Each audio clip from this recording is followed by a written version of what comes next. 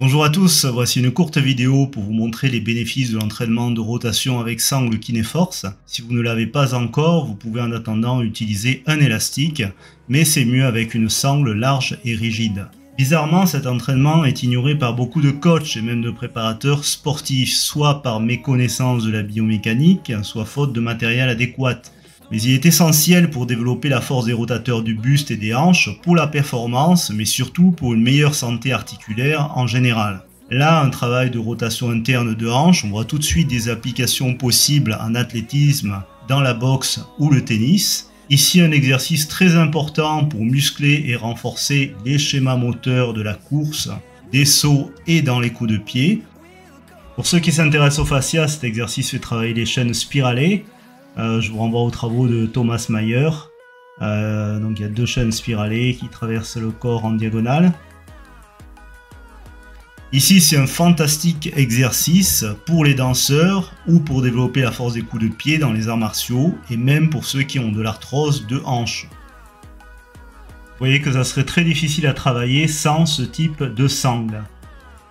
Voici un exercice plus difficile qu'il n'y paraît, qui consiste à rester en équilibre sur une jambe en résistant à la traction de la sangle. Cela travaille la stabilité du bassin et c'est plus difficile avec la sangle qui tire à l'opposé de la jambe d'appui.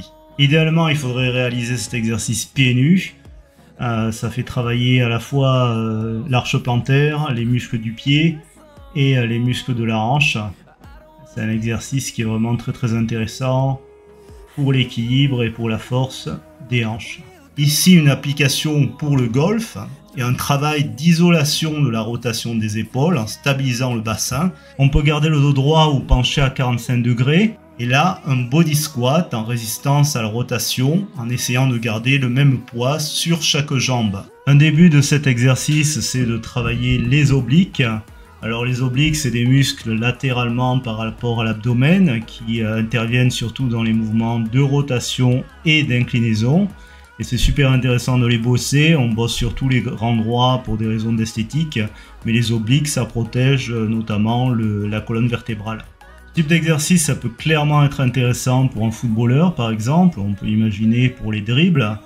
Mais aussi, on peut l'imaginer pour un lanceur au niveau un lanceur de baseball, par exemple.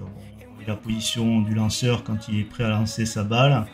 Il doit développer une énorme force de rotation qui vient principalement des hanches et qui transmet ensuite à l'épaule.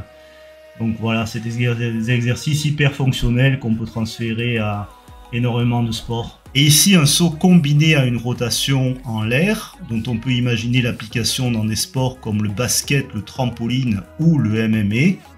Et à tout un travail de proprioception dans l'espace. Je pense que c'est particulièrement intéressant pour des sportifs comme des parachutistes ou des plongeurs de haut vol.